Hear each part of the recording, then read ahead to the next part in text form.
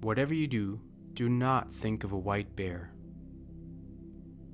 If you're like the majority of people, you couldn't help but think of a white bear even after getting the instruction to not do so.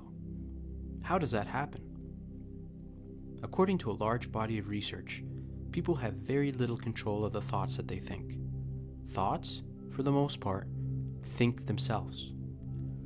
People who suffer from anxiety, depression, or elevated stress often report that their thoughts are overly negative in nature.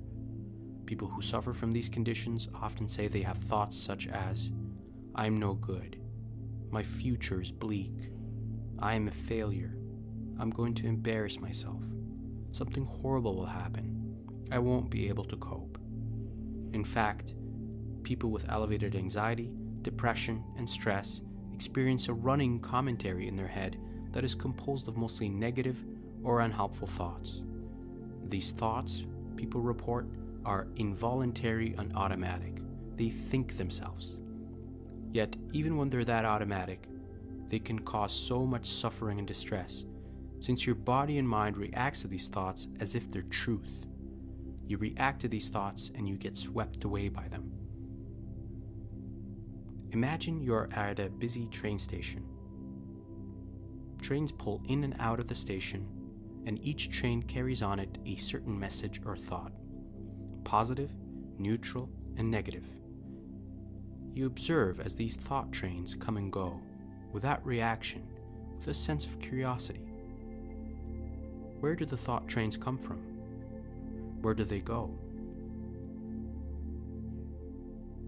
As we learned, mindfulness meditation is about training our attentional muscle.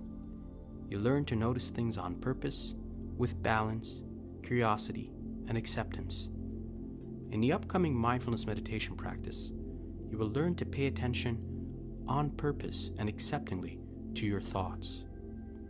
Many meditators will tell you that this is probably one of the most difficult, yet one of the most rewarding forms of meditation. The ability to pay attention to even negative or unpleasant thoughts with curiosity and acceptance without attempting to change them and without losing your emotional balance. If you're like the majority of people, this skill will need to be sharpened through repeated thought meditations. So to summarize, learning to pay attention to your thoughts with purpose and without judgment and with an attitude of friendliness and curiosity is an important component of mindfulness. Whether these thoughts are pleasant, unpleasant, or anything in between, befriending our thoughts without getting caught up in them is an important and rewarding skill.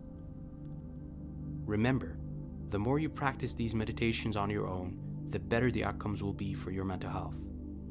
So, in addition to doing these as you go through the meditations for the first time, I challenge you to set aside a time in the middle of your week to practice these meditations.